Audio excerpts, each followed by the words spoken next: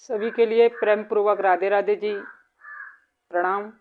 मैं कमलेश यादव आपके अपने YouTube चैनल हिंदुस्तान म्यूजिक देव में स्वागत करती हूं।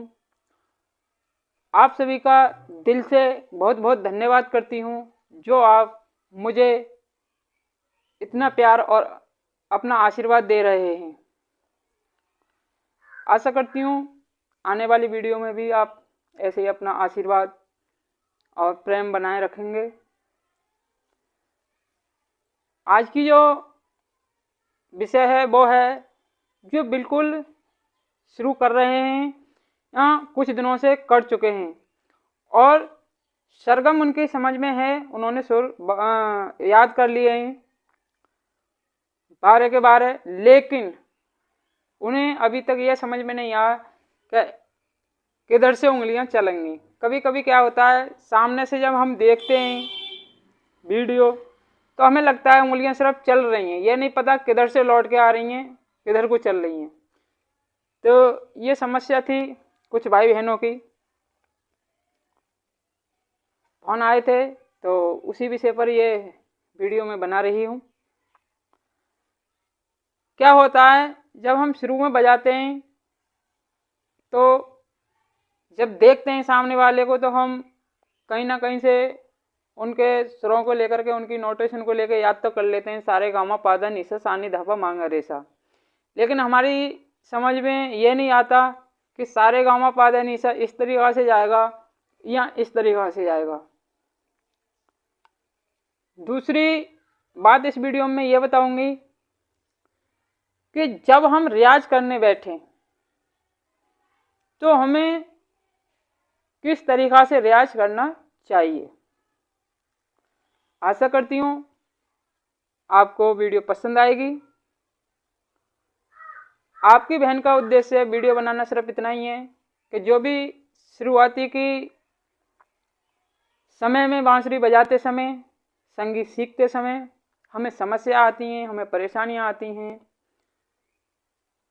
संगीत में उन चीज़ों को दूर करना मेरा मकसद है और कुछ नहीं। प्यार से, ईमानदारी से अपना रियाज करते रहिए। शुरुआती का बेसिक आपका पक्का हो जाएगा और फिर आपको एडवांस लेवल पर कोई परेशानी नहीं आएगी। तो देरी न करते हुए चलते हैं बांसुरी पर। एक विशेष सूचना यह भी है कि मैं फ्री क्लास चलाती हूँ। जिस किसी भाई बहन को कुछ पूछना हो, कोई चीज़ समझ में ना आ रही हो तो वो फ़ोन कर सकते हैं। जो भी मेरे पास ज्ञान है उसके मुताबिक आपके सवालों का जवाब देने में सक्षम रहूँगी, तो आप बेझिझक आप फ़ोन कर सकते हैं। अब आते हैं हम बांसुरी पर। ये हमने बांसुरी इस तरीक़ा से पकड़ी है, थोड़ी बड़ी है, जी स्केल की बांसुरी है मेरी। बांसुरी कोई मायने नहीं रखती है आपके पास कोई सी बांसुरी हो, लेकिन जब हम सही से उसे बजाना सीख जाएं तब बात आती है कि बांसुरी कौन सी होनी चाहिए हमारे पास। तो शुरुआत में कोई परेशानी नहीं है, बांसुरी कोई सी हो, बस प्यार से, ईमानदारी से रियाज करिए। ये हमारे 6 सुर होते हैं, 6 होल हैं, 1 2 3 4 5 6, ये सभी जानते हैं। अब हम इस तरीक़ा से हमें शुरुआती में हाथ रखने चाहिए। हाथ रखने के बाद एक तरीका होता है, हम शुरुआत अपने आप ही वीडियो में दिखता तो है नहीं कि ये उंगली कैसे रखे, बस ये दिखता है कि इस तरीक़ा से पकड़े हुए हैं। तो हम लोग गलतियां कहाँ करते हैं, इस तरीक़ा से पकड़ लेते हैं, कोई यहाँ पे रख लेता है, कोई यहाँ पे रख लेता है। अब मान लीजिए हमारा जो हाथ है उसकी जो ये वाला हिस्सा है हमने यहाँ रख दिया, ये वाला हिस्सा। अब यहाँ पे रख के हम फूंक मारेंगे तो हवा तो कहीं ना कहीं निकलेगी। देखिए आप, हवा तो कहीं ना कहीं निकलेगी, कारण ये होल बंद ही नहीं हो रहे, हवा तो निकलनी जाहिर सी बात है। हमें ये वाला हिस्सा पहले होल पर रखना चाहिए, मैंने पिछली वीडियो में भी बता रखा है, इसमें भी बता रही हूँ। दूसरा हिस्सा ये वाला रखना चाहिए दूसरे होल पर, और तीसरे पे ये वाला। अब बात आती है हमारी बांसुरी की, कि बांसुरी हमारी छोटी है या बड़ी है, या सीखने वाले के ऊपर है कि सीखने वाला जो है वो छोटा है या बड़ा है। अगर आप बड़े हैं तो आपको उसी हिसाब से उंगली रखनी चाहिए, और आप छोटे हैं तो आप एडजस्ट कर लीजिए किस तरीक़ा से। लेकिन पहली जो 2 उंगलियों का काम है वो यहीं से शुरू होगा। तो यह तो बात आ गई उंगली कैसे रखें हॉल पे। दूसरी बात, हम कैसे बजाएं। अगर आपकी बहन की बात समझ में आ रही हो, आपकी वीडियो आपको पसंद आ रही हो, तो चैनल को सब्सक्राइब, कमेंट, शेयर जरूर करें। देखिए ये वाला जो हाथ है वो यहाँ पर रखना चाहिए हमें। अब आते हैं सा रे गा मा पा धा नी सा। बात आई, पहले हमने 3 उंगली रखी, ये पकड़ लिया, किसी तरीक़ा से पकड़ लीजिए, शुरू में कोई बात नहीं है। तो सा, अब हम ऊपर की तरफ चल रहे हैं, सा रे गा मा तक हम आ गए, 4 स्वर हमारे हो गए। अब हम इन तीनों को इन 3 उंगलियों से दबाएंगे, यह हमारा पा हो गया। अब हम जब ये वाली उंगली उठाई हमने लास्ट में, अब ये बंद हो गए।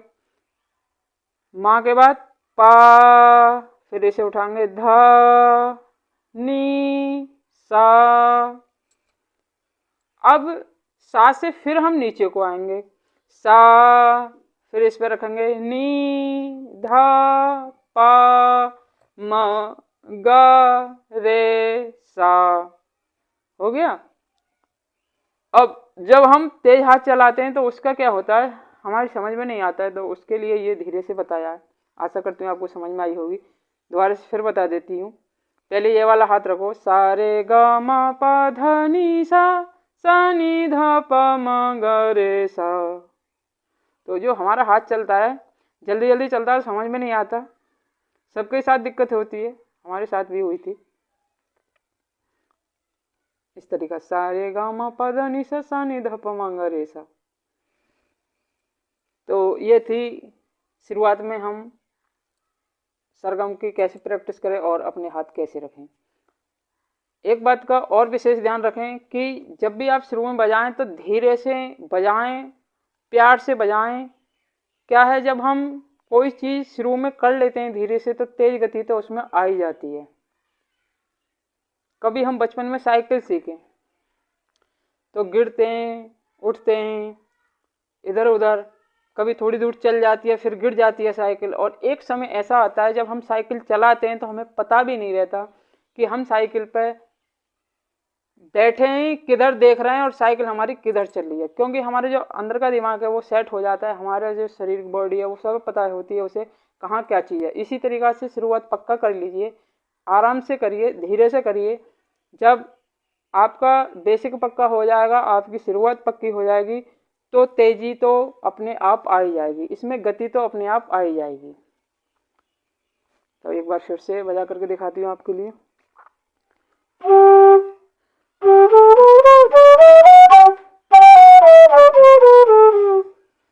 इतनी तेज गति में आपको पता भी नहीं चलेगा कब पहुंच गए। शुरुआत में सिर्फ इस तरीक़ा से बजाना है आपको।